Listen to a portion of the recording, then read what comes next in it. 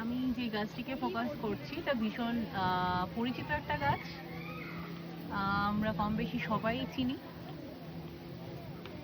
এই গাছের নাম হচ্ছে লজ্জাবতী লতা এবং এটা যে ফ্যামিলির অন্তর্ভুক্ত সেটা হচ্ছে মাইমোসেসি, কারণ এর সাইন্টিফিক নেম হচ্ছে মাইমোসা পুডিকা। তো এই গাছের বিশেষত্ব হচ্ছে এটা যদি আমরা একটু টাচ করি, তাহলে সঙ্গে সঙ্গে এই পাতার পত্রগুলো নুয়ে যায়, তাই তো?